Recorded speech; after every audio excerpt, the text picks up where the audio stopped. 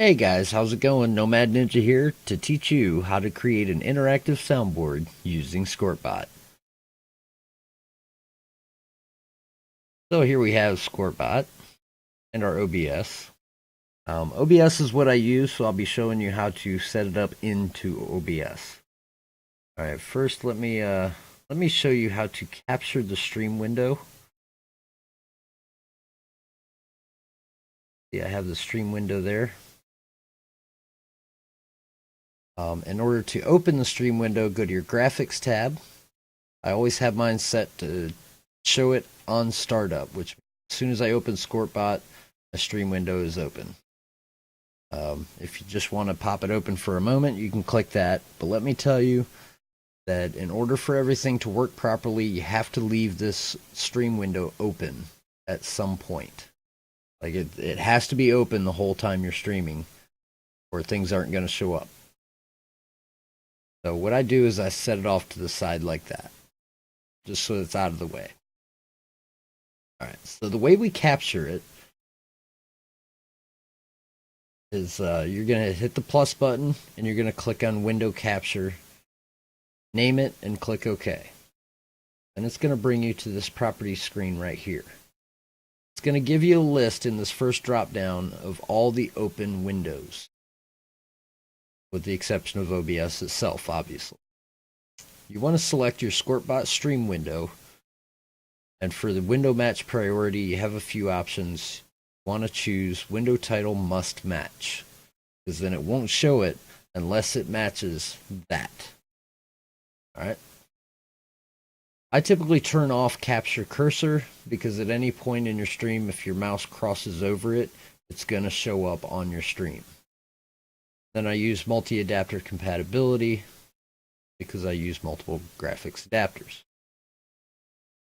I'm going to hit OK, because that's all I need there. Now, if I didn't have it set up, my screen would look like that. We don't want that. We want to get rid of the green so that we can actually see through it to see what's going on. So in our Scorpbot stream window, you right click it, click on filters. It brings this window open. You hit the plus, you open up your, and hit chroma key. You can name it, and once it's up, you've got green. Now the similarity here defaults at 400. I've had a couple of our GIFs that have colors that are really close to the green, and it was messing with the color of the GIF itself once we added this chroma key filter. So I've turned it down to 100, which has been plenty to cut out all the green of the green screen, or all the green of the stream window rather, and allow just the GIF to show up on the screen. Now that needs to be high enough on the window, basically one of the top layers, in order to show properly. Because you don't want anything on top of it when that stuff goes off. I don't have anything else active, but most of these things that are here, they're small and they're out of the way of any of my GIFs that might show up. So that's how you capture the stream window. Now let's show you how to create one of those interactive buttons to do stuff. The first thing you want to do is you want to get a hold of some audio files and some graphics, some GIFs mostly. You can use a JPEG if you want. When you click on the audio tab, this shows up first. What you want to do is click on sound effects. Then you're going to go to open folder, and it's going to open the sound folder for the Scorpbot. So you see wherever you have Scorpbot installed, there's its folder. You want to copy all of your sound files that you want from another folder and paste them into this folder. That way you still have a copy of it somewhere if something happens here. You're going to do the same thing for all of your GIFs on your graphics folder, or graphics tab. You go to open media folder. You're going to put all your GIFs in here. Alternatively, you can go to Scorpbot Data Media and paste them all in there as well. Just the GIFs though in the media. Sound effects would go in the other folder. So I've got one kind of set up here just to kind of show you some stuff. First thing you'll do is you'll hit add, and it'll pop up with a new one. Comes up and it just gives you an empty slate to work with, name, all that. I'm going to go ahead and remove that. Well, I'm going to remove this one and just make it. So make sure you have it selected here. Right? You have to add the new one and select it here before you start doing this part, or nothing's going to happen. I learned that the hard way a couple of times. We're going to start off, we're going to make our button. Going to name it test. And in this list, you got all your stuff there.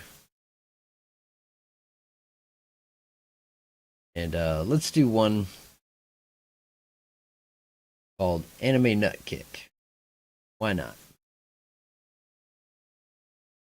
Now you're going to need your window open and visible for this part, because now you have to set the position of it. You're going to click the set button. Notice by default, it shows up in the upper left corner. Just got to move it to wherever you want it to show on your stream. Okay, imagine this is your stream window. Okay, that's really big. It takes up a lot of space in the stream. So let's go ahead and dial the size down a bit. I'm going to cut it in half and see what it looks like after that.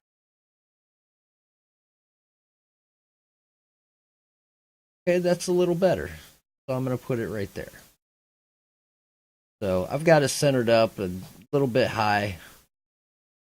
I could even stand to put it up just a little bit higher. You know me, I like to keep them in the middle and up towards the top. All those little GIF soundboards, so they're out of the way. They're not covering anything of me, and they don't take up the pertinent areas of your streaming screen. Now, it might be a little different for you depending on how you have your stream set up. So that's part one. Part two is adding sound to it. So all your sounds, you can use waves or you can use MP3s. If I scroll down far enough, there's all the MP3s, right? Got a lot of stuff. Let's see, here it is. So this is the sound file that we're going to use. I'm sure you guys have seen this one before. I'm going to click test. I'll kick you in the nuts and you'll smile at me and like it. Now, I'm sure you saw that went really fast. And you can see on your screen that this is showing up right about here in the middle of the screen.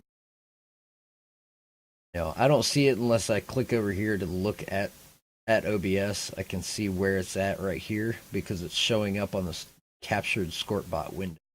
But I know right now you're actually seeing it in the middle of your screen.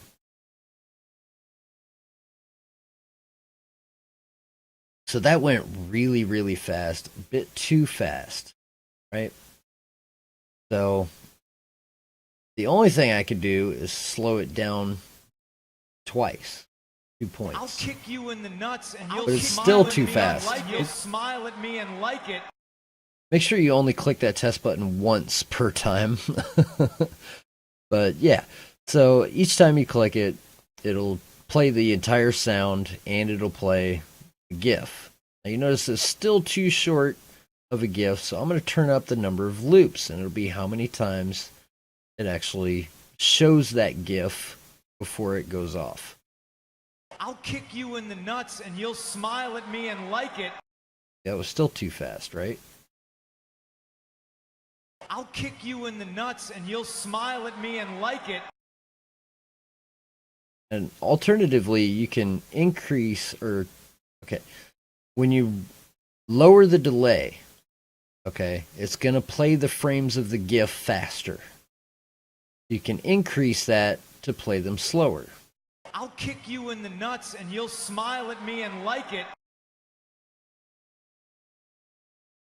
couple too many loops, so I'm going to bring this down. This is just a little trial and error type stuff that you got to work with. Nuts and you'll smile at me and like it.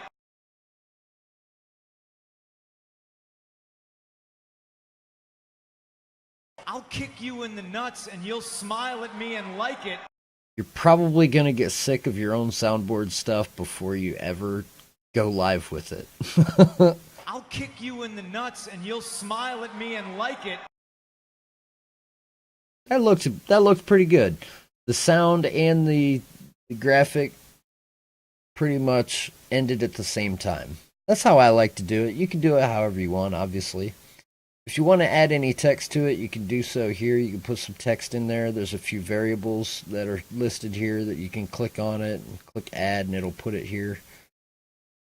You can use any of the Scorpbot commands that they have, I'm pretty sure. Change the color of the text here. You can add an outline and change the color of that from here.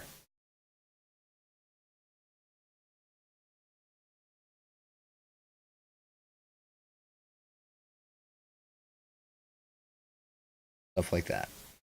You got your offset. This moves side to side. Positive numbers move it to the right. Negative numbers move it to the left. This is your up and down. Negative numbers moves it up.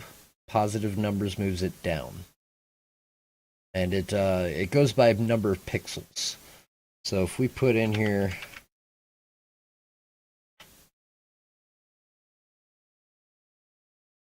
and let's give it some real colors. Say something there. Let's use orange. I'm going to make the outline black.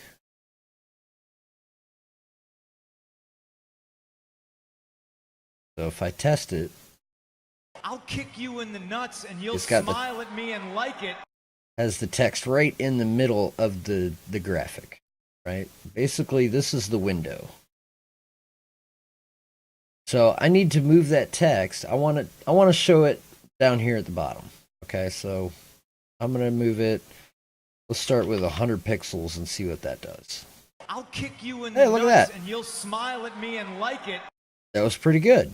That was right there. I'm even going to give it, let's say 105. I'll kick you in the nuts and you'll smile at me and like it. It didn't move a whole lot, but it moved nonetheless.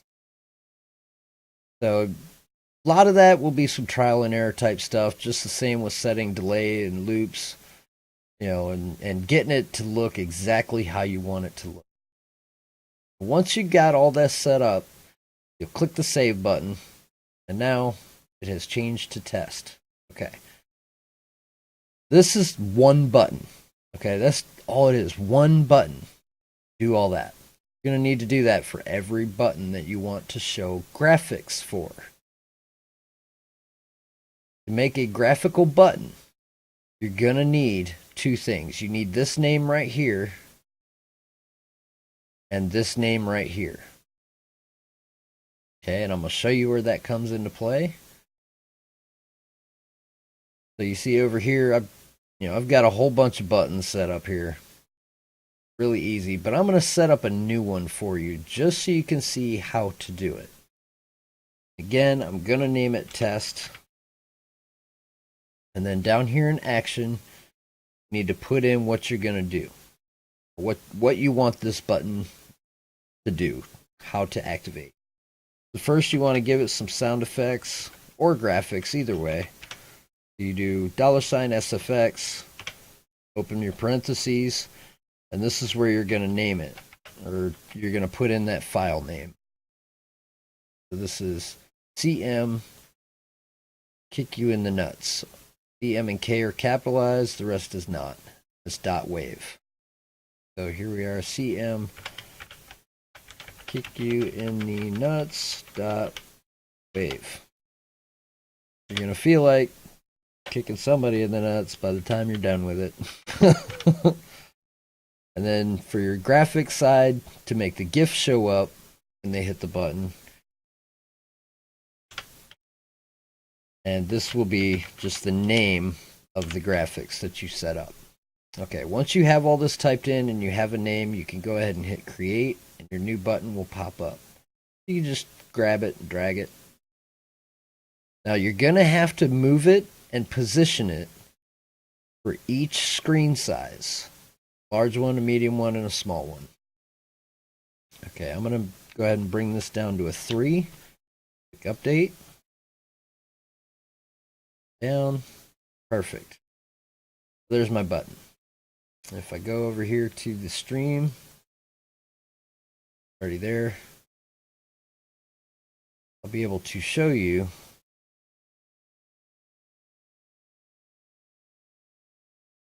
Okay, click visible, update, boom. There's my button, right? Now I can add a spark cost to it. It costs 100 sparks. You can change the cooldown on it to whatever you want.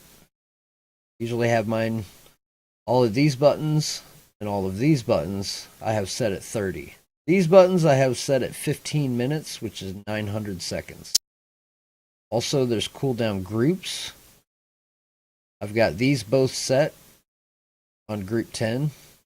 Like any buttons that we have here will all be set to group 10 for the cooldown. Will all be 15 minutes just because these are our really long ones and you don't want people to spam them.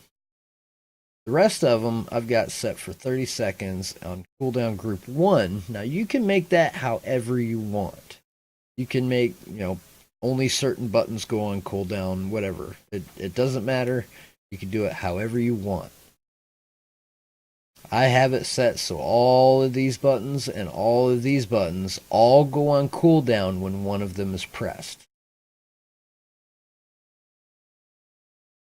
So that's basically how you do it. You'll notice that once it's visible, you can no longer move it around. Okay? Why you want to make sure that you have it set up on each of the screens. Okay, you've got your smartphone style screen for your really small screens.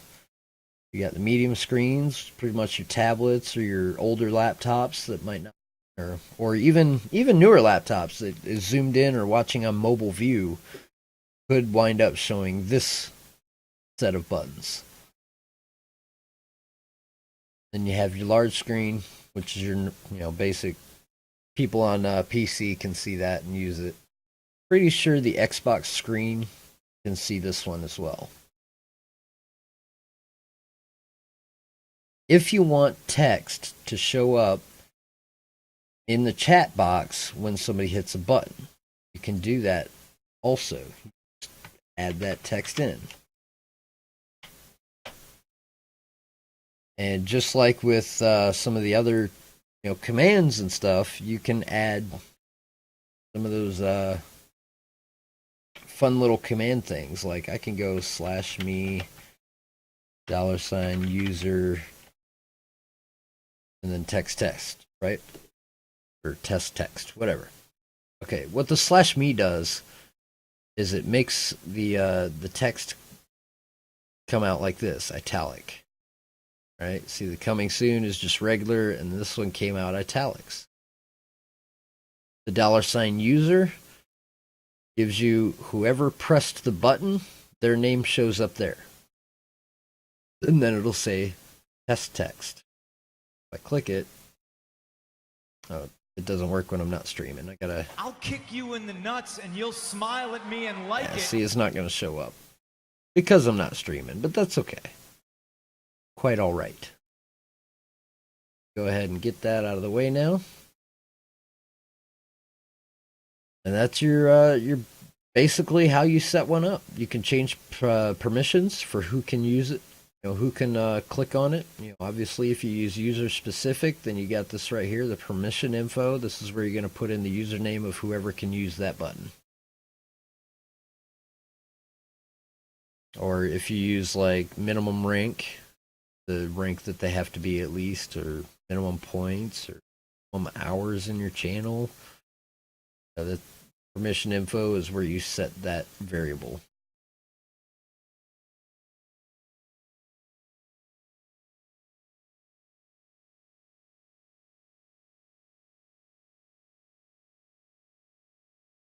Also, you'll probably want to click free for caster. That way you don't spend your own volt, your own sparks on your buttons if you decide to hit one.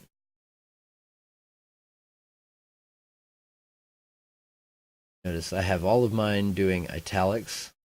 They're gonna be calling people out, and they all have some fun text to go with them. Like this, you guys have seen this, right? Is ready for another power hour.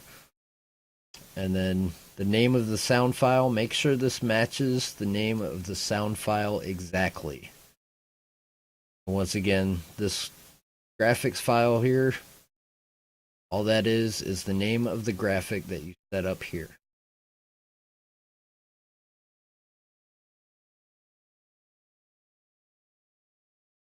Once you're ready with it, click connect to bring it live. You're all set. That right there is how you make a button. If you want to have the button showing, like my coming soon, but not let people use it, because it's coming soon. Nobody's there to. There's no button there. I don't want people to click on a button that's not there. But notice I have coming soon as action text. I had to put something in here in order to create the button.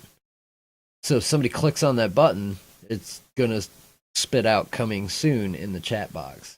So I just turned off the enabled. And remember, when you make a change to it, any changes, make sure you click update. In order to move it, take it off of visibility. You can move it around. Go ahead and delete it, because that was just a test and only a test. Had it been an actual button, I'd have kept it. Thank you guys for watching, and I hope you learned everything you needed to get yourself started on how to make your own soundboard. That should get you going. I gave you all the commands you're going to need for this bar here. You can name it whatever you want. Whatever text you put here is what the button will say. You can change the sparks cost, change the cooldown, use various groups, cooldown groups. So whatever buttons are in the same group as the button that was pressed will go on cooldown for whatever that button's cooldown is.